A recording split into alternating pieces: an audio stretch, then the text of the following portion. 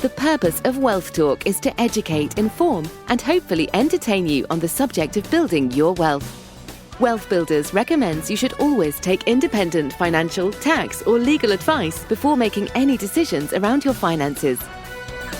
Today's episode is brought to you by Wealth Builders Membership, a proven step-by-step process that helps you achieve financial security within 2 to 3 years. To find out more, head to wealthbuilders.co.uk/membership. Welcome to this week's episode of Wealth Talk. My name's Christian Rodwell, the Membership Director for Wealth Builders, joined today by our founder, Mr. Kevin Whelan. Hi, Kevin. Hi, Chris. Great to be with you again. And after some spectacular news from you, now you're engaged to be married, you old dog. Thank you very much. Yeah, that was some big news. New Year's Eve, I was away in India with my fiance now. So, really pleased. Thank you. I'm not coming to the stag do, even if you invite me, right? You know that, don't you? Oh, dear, that's disappointment. I can't handle the beer, Chris. Oh, dear. Well, hopefully you had a lovely break yourself. I did, thank you very much. And refreshed, recharged, and ready to go.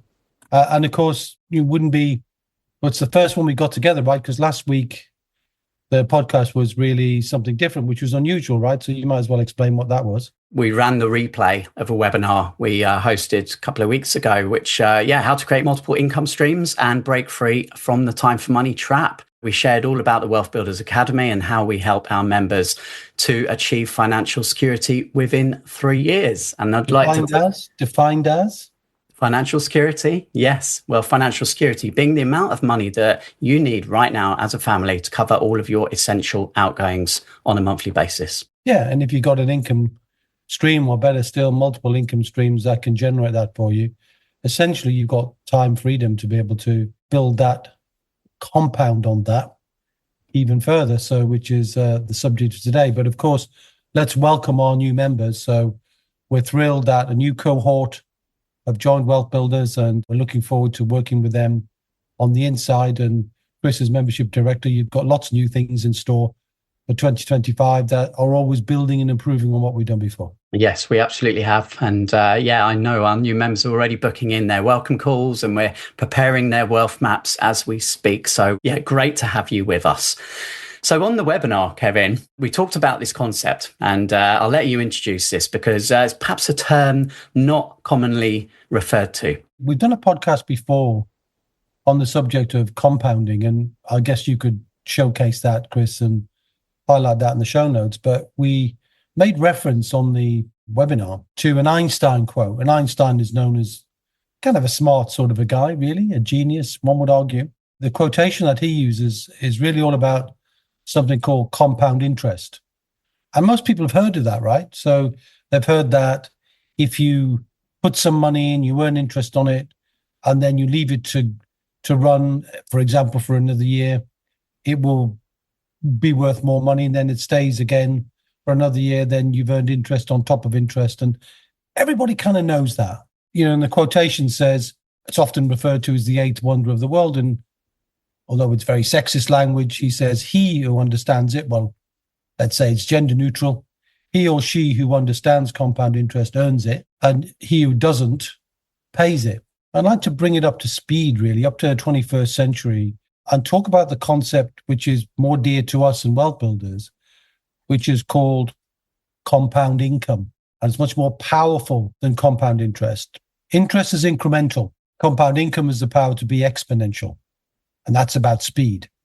And if you want to become financially secure, then financially independent, do you want to do it in 30 years? Or do you want to do it in 3 years? That's why you have to understand compound income. And I'm going to say the same thing. He or she who understands it will earn compound interest or compound income. And if you don't, actually, you might be surprised. You're probably paying it and not knowing you're paying it. And I'd like to throw out a challenge to anybody who's listening to have a look in your life. For example, do you have a pension fund or an ISA fund or something that's in the stock market? Those fees that get taken out, typically 2% of the value of the funds. Is that a compound income you are receiving, or is it a compound income that you are paying? And I think most people are paying it. And I'd like to reverse that, Chris. And I think when I was considering what the characteristics of compound income is, I've got 5 very specific and unique characteristics that are fundamentally different to compound interest that I'd like to maybe touch on, if that'd be all right with you. Let's go for it. Yeah. So what's the first one? Well, the first characteristic is, when you look at income, and compounding income is really recurring income, and that's the very theme and the very tenet of the Wealth Builder principles, that you build assets that create recurring income. So it's worth repeating that income that is compounding is permanent, not temporary. So once you build it, it carries on. And yes, it needs a little management, but if you build a property portfolio or intellectual property, you create, or rental, you're creating value, and that value is much more likely to continue as long as you own the asset. So it's the ownership of that, and the power of the rate is often significantly higher than the simplistic nature of just leaving money in cash, which by the very nature is only one asset. The second is that the income is predictable. It's not volatile. So I have a bit of an issue with the tradition of financial planning, not least that you end up paying recurring fees instead of earning recurring income, because the very subject, I think, of traditional financial planning is about building and accumulating value. And there's a problem with the accumulation model, which is it never generates income. You never really compound, because if the stock market goes up and then it goes down, where's the compound? You've lost it on the turn of the wheel where the market falls. And we saw that in 2008, 2020, and we'll see it again. And the timing of that can be horrific. If you're looking to turn your accumulated money into income at a time when the world is volatile, and the world's getting more volatile, not less. I think we can all see that from all corners of the globe, all political persuasions. There's more volatility happening. And the third element of that is, I think it's a word I'm going to invent now, it's pass-onable. In other words, it's income that you can pass on to the next generation, but with wisdom and knowledge. And that's a key aspect, which I'll come on to, about the ability to learn something new, teach something new, and build and equip yourself and the next generation with more skills. And the implication or the inference in leaving money and interest is it doesn't teach anybody anything. See the point? Yeah. Okay. And there's some more. All right. I see you're not probing me too deeply today. The second is, if you're earning recurring income, you can bank that recurring income, not compound income. In other words, you can reinvest it in other assets because you're creating much more value. So you've heard me in the past, Chris, mention an acronym I used. I'm sure you remember it. GOLD, or GOLD. Yeah, I think we recorded a podcast episode, which I can link to. Yeah. Okay. So gold isn't gold because gold doesn't create recurring income, of course. It's a hedge. But the word GOLD, each letter stands for something, and therefore it's easy to share and easy to teach. So G means identify your gain. That's what we do in Wealth Builders. We talk about identify your gain. So in other words, what's the steam that's flowing from your ownership of the asset? What's the compound income you're generating? So what you're generating is the G. The O is take it off the table. So in other words, identify it and decide by intention how much of that you want to bank, right? So if you're making 8%, you could almost leave 4% in cash and reinvest 4% somewhere else, if you get the point. So the more that you can influence the return, the ROI, the more that you can decide how you're going to be able to diversify your wealth. Lock in the gains is L. So you lock them into something else, and you D is diversify.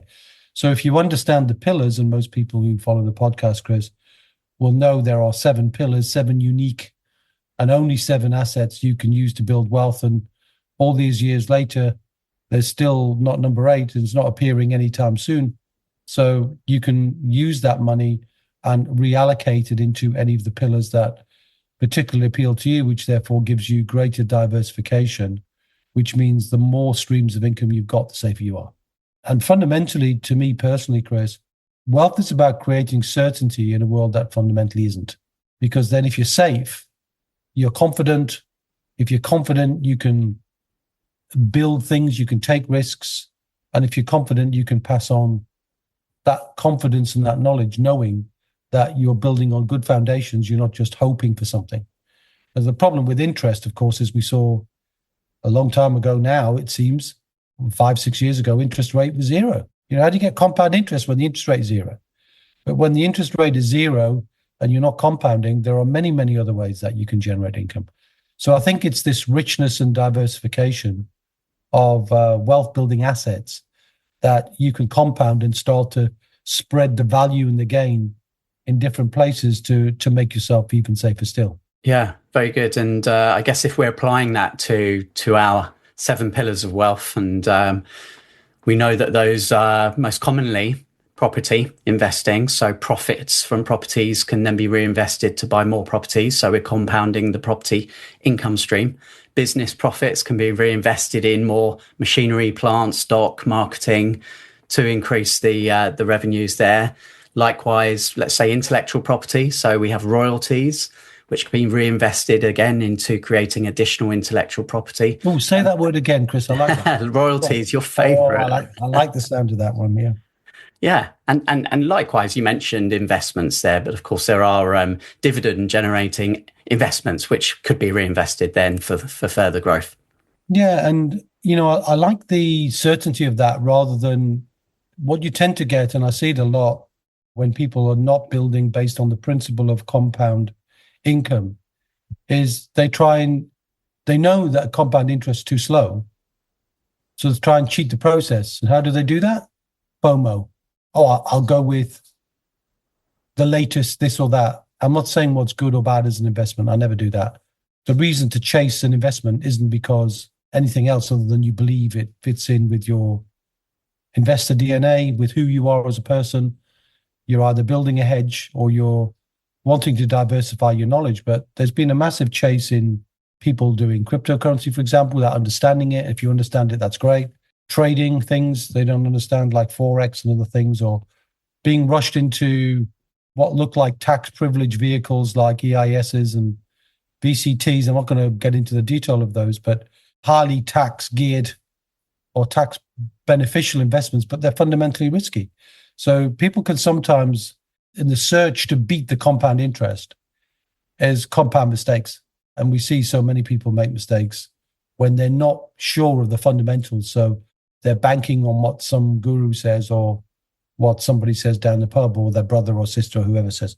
And I'm not saying you shouldn't pay attention to what other people say, but I would say build your wealth with principles, not what anybody individually says, and including whatever you and I are saying, take with a pinch of salt. Check it with your own principles and see if you believe compounding income is better or worse than compound interest. Well, you make your mind up.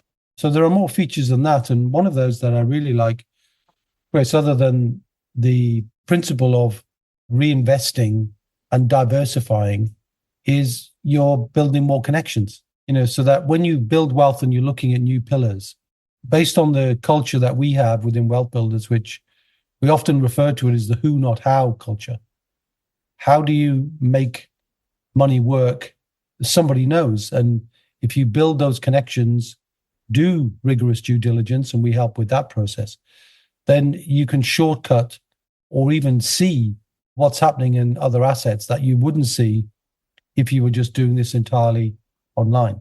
So I love the connections. I love the power of working with others, which is why I mentioned, me being able to make investments, and I use my pension to do that. For example, my SAS pension, you can lend money, become a bank, do good due diligence, get a first legal charge and 12%.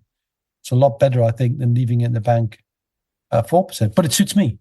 It might not suit somebody else, but that's one of the things I do for myself. So the compounding of connections, more and more connections, and I love what I do because I get to meet more people and get to see what outstanding people are doing and the distinctions and the things the intellectual shortcuts they can help me make so I can get to where I want to faster, safer, and more enjoyable than trying to do it all on my own. So I think the environment of more connections is fundamental to enjoying building wealth. that if you do it on your own, and compound interest sounds lonely to me. Sounds like you just park your money in the bank and you hope. But compounding connections to me is fundamentally where I want to be and how I want to build my wealth, is working and collaborating with others. Do you agree with that? Certainly you can sort of see a difference in more of an active and a passive approach there. With the compound interest, it's kind of like sit and wait to see the results, which is no bad thing, right? And as Einstein said, it is a wondrous thing. However, it will work. It just take a very, very, very long time. That's all. Yes. And mentioning time, I guess the same principle applies to both, in that the sooner you start, the better. The compounding does improve with time on your side. Well, one would argue that, and this is an argument we make, is that people will often judge themselves in terms of what they won't do. What we say to people, certainly in WealthBuilders, is make one small, smart decision every month, and that will compound. Because you'll be building more wealth, you'll be building more knowledge, you'll be building more connections, you'll be building more experiences, you'll be building more distinctions. You get the point. Whereas when you look for the magic bullet, the secret sauce, the FOMO opportunity, you're always waiting for something and trying to find something that will just miraculously get you there. When I think it's the marginal impact of making small decisions every month, which is why part of what we say, that's a quote I use, isn't it? Never let 30 days go by without doing something positive that helps you build your wealth. And I think that's an example of compounding. It's not necessarily compounding income, but it's compounding actions. Because as soon as you do that, and certainly as you get to security, you find yourself with more time to focus on building more wealth. And so many of our clients reach security, then they sack the boss, or they spend less time doing what they're doing if they're not enjoying it. If they do enjoy it, that's great. But often people are not enjoying what they're doing because they feel it's not really truly who they are and giving them the balance that they want. But anyway, the value to me of that is you're in control. Yeah, and control is probably one of my greatest acknowledgements of my freedoms, is the freedom to control what I want to do. Everybody's got different freedoms, and we've talked about that all the time. Freedom of time, freedom of location, freedom of money, freedom of creativity. So many different ways you can express it, but freedom of control, for me, is probably my highest level one. Are we cooking on gas here? I think so. I think the concept of getting to a point where you're generating this compound income, if you wind it all the way back, always begins with education. So we hope that today we're providing just a different thought, a different way of looking at things. And, our little gift out to the world are these podcasts, Kevin, and, nearly 6 years, actually, next month. So February will mark the 6th anniversary. Well, you mentioned it's a gift, and we'll continue to do it. We love doing it. I think we love to give away things, books, and I suppose, podcasts, as well as guides and so on, so that people can find out a bit about our culture, see if they like what we're saying and how we say it, or give them a distinction they can go and do themselves. Because we're quite happy, delighted, in fact, if someone takes a distinction we make or one of our guests make, and they go off and do it and they build wealth. That's just amazing. So it's a good environment to do that. I think there's a secret I want to share, Chris, that I think everybody needs to discover, particularly here in the UK, with the changing of the inheritance tax regime. Anybody who's been paying attention to the last budget, and we did a podcast on that, will recognize that inheritance tax is really a tax on value. It's a tax on the accumulation. So the other reason I don't like the accumulation model as the sort of the bedrock of what you do, but focus on cash flow, not accumulation, is inheritance taxes accumulation.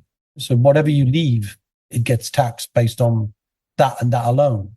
But if you're in a position where you understand inheritance tax and understand that it's largely a voluntary tax, it's a tax paid by those people who don't plan. And while you might not be able to avoid it completely, you can mitigate it significantly by understanding the difference between accumulation and income. And what I mean by that is, as we know, pensions are coming into the mix. In 2027, pensions are going to be taxed from inheritance tax, and they've got no right to do that. There's no role for that other than an easy tax target. I mean, people have worked, including me, I have to say, for decades to build their pension, to build their tax-free wealth, and then to be told we're just going to pull the rug and and tax your family, even though you've been planning this for 20, 30 years. There's just no place for it. I think it's pernicious, it's horrendous, and, our rant is over now. What can you do about that? Well, when you understand that there's a little known, let's say, an exemption. So we know from an inheritance tax point of view, those who've studied inheritance tax, that there are two current exemptions. One is the first 325,000 per individual, which is called the nil rate band. It's a funny name, but nonetheless, it just means you don't pay tax on that band of your assets. This is your asset base, not your income, but your asset value. And then secondly, there's an exemption that relates partly to your home. That if you live in a home and you're going to give that home to your direct descendants, if you don't have any, you don't get the exemption, then that's 175,000. So if you put the two together, 325 plus 175, you get 500,000 or 500,000. Hence then, for a couple, the inheritance tax kicks in really at £1 million. And if you happen to live in London, or you live in a nice area where house prices just happen to be higher, then if your assets are worth 2 million or more, you lose the nil rate band that relates to the property. So you lose that 175 gradually. So when you get to around 2.3 and a half, let's say, 2.35 currently, in terms of asset value, it's not that difficult to do in some cases just with property, really. Then you lose the residence nil rate band, you lose that 175. So therefore, you're down to 650. And if you've got a family of 3 or 4, and you're paying 40% on assets over that, you could often be giving money more to the taxman than you're paying individually to your children. And I think it's just outrageous. So what can you do about that by understanding the concept of compound income is understand there's a little known exemption, which is called the gift out of income. Because ordinarily when people talk about the 325, the nil rate band, is they can make a gift of 325 and then they've got to live 7 years before that gift kind of rolls off, and then you can do it again. But the problem with doing that is, first of all, you don't know how long you're going to live. Second of all, to give away 325 means you've lost it. I mean, you've got to part company with it. And what if you need that money because your own assets are volatile because they're in the stock market, and you might want to rely on that money for income, but you've given it away. So there's a real problem, and people don't do that very often. There's not too much gifting going on from an inheritance tax point of view because the person or family who want or considering the gift don't want to make it because they're fearful of the future. Now, what can you do? Well, if you build recurring streams of income or compound income, and you know that the second step in our process is to get people from security to independence. Now, let's say independence happen to be, I don't know, pick a number, it doesn't really matter what it is, it's different for everybody. But let's say the number was 6,000 a month, just to pick a number, Chris. And you've got income flowing in from your different assets. You don't have to have 7, but some combination of the assets. And you get to a very healthy £10,000 a month, right? You built it, it's growing. Then you're allowed to make gifts from your income over and above what your expenses are. So if you know what your expenses are, and say they're 5,000 a month, then as long as you can prove that, and you can prove this income is regular, it's coming in other words, it's permanent, not temporary, it's predictable, not volatile, and you can pass it on, then you can do that. And there is no 7-year rule. There's no 325 limit. You can give whatever you want, and you can give it with confidence knowing your income is assured because you've already got yourself to financial independence. So this concept, Chris, albeit you might need to listen to it twice if you're a listener, it's fundamental, and it's fundamentally different to how your typical financial advisor is going to arrive at their thoughts, because really and truly, they want that recurring income for themselves, and they value their business based on how much recurring income they are getting from you. And I say, just as inheritance tax is inappropriate and very pernicious, very painful, unnecessary, so it is that most people are paying fees that are just so opaque that it's causing them to lose so much income in their life, and they should stop it, or at least challenge it, and negotiate if they have a good advisor, negotiate, or stop doing it and learn how you could build wealth on your own terms. And that's where we come in. So hopefully that was useful, Chris. Hope that was a good enough introduction to our shares. Not many guests today, but just from me and you. So I hope that was useful today. Absolutely. Yeah. I imagine a few ears will be pricked listening to that. And if you'd like to have a chat with us, if you think that your personal circumstances could benefit from speaking to us and understanding, could this be something that we can support you with, then please do get in touch.